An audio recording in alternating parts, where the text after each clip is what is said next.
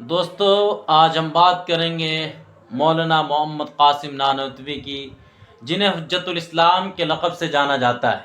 وہ ایک عظیم عالم، صوفی اور دارالعلوم دیوبند کے بانی تھے، جنہوں نے 19ویں صدی میں ہندوستان کے مسلمانوں کو علمی، دینی اور سیاسی بیداری دی۔ ان کی تحریک نے نہ صرف دینی علوم کو فروغ دیا بلکہ 1857 کی جنگ آزادی میں بھی اہم کردار ادا کیا۔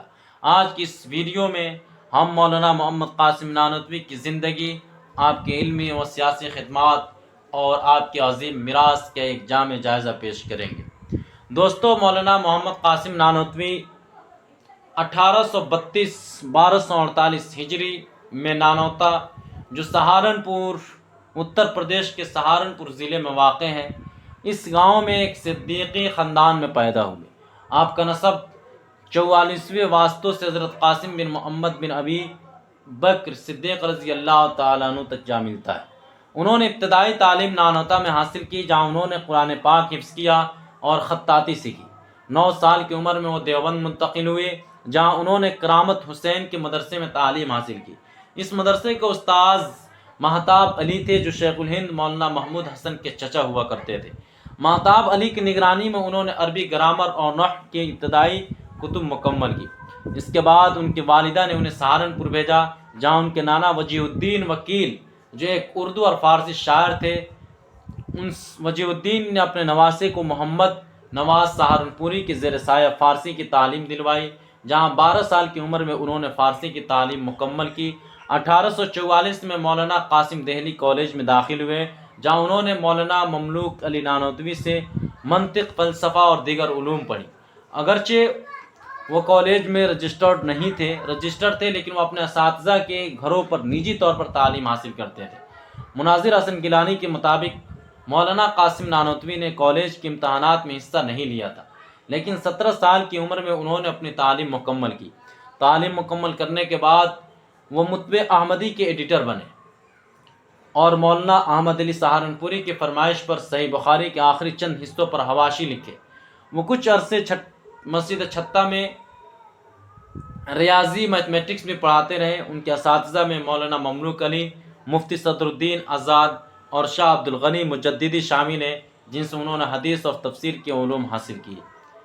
1857 کی جنگ آزادی کے ناکامی کے بعد ہندوستان کے مسلمان شدید زوال کے شکار تھے۔ دوستو، برطانوی راج نے مدرسوں کی امداد بند کر دی تھی اور اسلامی تعلیمی اداروں کو شدید مشکلات کا سامنا تھا۔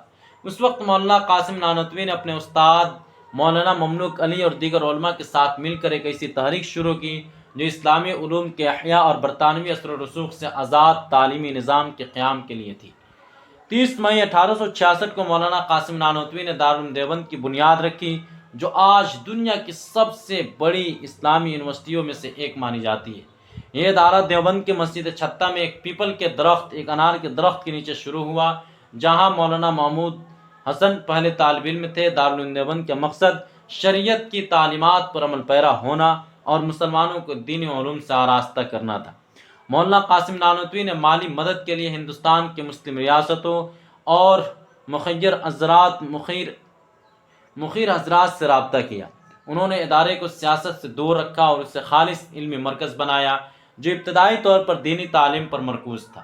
دارالعلوم دیوبند نے نہ صرف دینی تعلیم بلکہ قومی تحریک آزادی کے لیے بھی ایک پلیٹ فارم فراہم کیا۔ مولانا قاسم نانوتوی کے شاگردوں میں شیخ الہند مولانا محمود حسن دیوبندی قابل ذکر ہے، جنہوں نے بعد میں تحریک ریشم رومال جیسی انقلابی تحریکوں کی قیادت کی۔ مولانا قاسم نانوتوی کا ویژن تھا کہ اسلامی تعلیمات کو جدید دور کے تناظر میں پیش کیا جائے تاکہ امت مسلمہ اپنی شناخت اور اقتدار کو دوبارہ حاصل کر سکے۔ مولانا قاسم نانوتوی ایک عظیم عالم اور مصنف بھی تھے، جنہوں نے اردو، فارسی اور عربی میں متعدد کتابیں لکھی۔ ان کی تصانیف میں دینی عقائد، فقہ اور اسلامی فلسفے کی موضوعات شامل ہیں۔ ان کی اہم کتابوں میں شامل ہے قبلہ نما۔ اس اردو کتاب میں انہوں نے کعبہ کو قبلے کے طور پر وضاحت کی کہ یہ عبادت کی سمت ہے، نہ کہ معبود۔ حجت الاسلام، یہ بھی اردو میں لکھی گئی ایک اہم کتاب ہے جو اسلامی عقائد اور اصولوں پر بحث کرتی ہے۔ اسے ہر مسلمان کے لیے پڑھنا ضروری سمجھا جاتا ہے۔ تصفیۃ العقائد، یہ کتاب سر سید احمد خان کے خط کے جواب میں لکھی گئی، جس میں اسلامی عقائد کی وضاحت کی گئی تھی۔ مباحثہ شاہ جہاں پور، یہ کتاب 1295 ہجری میں شاہ جہاں پور میں ہونے والے دوسرے مباحثے پر مبنی ہے، جس میں انہوں نے عیسائیت کا رد کیا اور اسلامی عقائد کا دفاع کیا۔ اسے فخر الحسن گنگوئی اور مولانا حسین احمد مدنی نے مرتب کیا تھا۔ تحذیر الناس من انکار آثار ابن عباس، اس اردو کتاب میں انہوں نے حضرت عبداللہ بن عباس رضی اللہ تعالیٰ عنہ کے ایک قول پر بحث کی کہ 7 زمینوں پر انبیاء بھیجے گئے اور نبوت کی ختم پر تفصیلی دلائل دیے۔ لطائف قاسمیہ بھی ایک کتاب ہے، یہ فارسی میں لکھی گئی 9 رسالوں کا مجموعہ ہے، جس میں جمعہ کی نماز اور تراویح کے مسائل شامل ہیں۔ قصائد قاسمی بھی یہ بھی اردو، فارسی اور عربی میں نظموں کا مجموعہ ہے۔ حاشیۃ البخاری بھی آپ کا ایک بہت ہی بڑا علمی کارنامہ مانا جاتا ہے، جس میں انہوں نے صحیح بخاری کے آخری 5 ابواب پر حواشی لکھے جو تمام نسخوں میں شامل ہیں۔ انہوں نے 1293 اور 1295 ہجری میں شاہ جہاں پور میں 2 تاریخی ڈیبیٹ میں حصہ لیا، جہاں انہوں نے عیسائی مشنریوں کے عقائد، خاص طور پر تثلیث کے نظریے کا رد کیا۔ ان مباحثوں میں انہوں نے اسلامی تصور تحریک کو نہایت مؤثر انداز میں پیش کیا اور عیسائی علماء ان کے دلائل کا جواب نہ دے سکے۔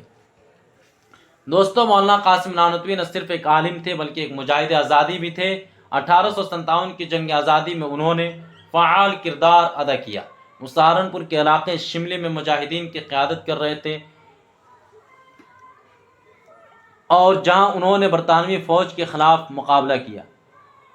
وہ سہارنپور کے علاقے شاملی میں مجاہدین کی قیادت کر رہے تھے، جہاں انہوں نے برطانوی فوج کے خلاف مقابلہ کیا۔ اگرچہ یہ جنگ ناکام ہوئی، لیکن اس نے مولانا قاسم نانوتوی کے عزم کو مزید مضبوط کیا کہ اسلامی تعلیمات کے ذریعے امت کو بیدار کیا جائے۔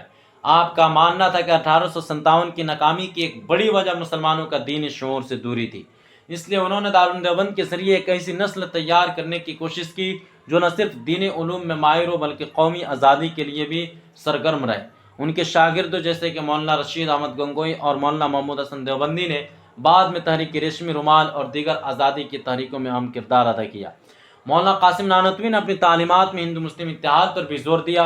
وہ چاہتے تھے کہ ہندوستان کے تمام باشندے مل کر برطانوی راج اور برٹش امپائر کے خلاف جدوجہد کریں اور فریڈم کی لڑائی لڑیں۔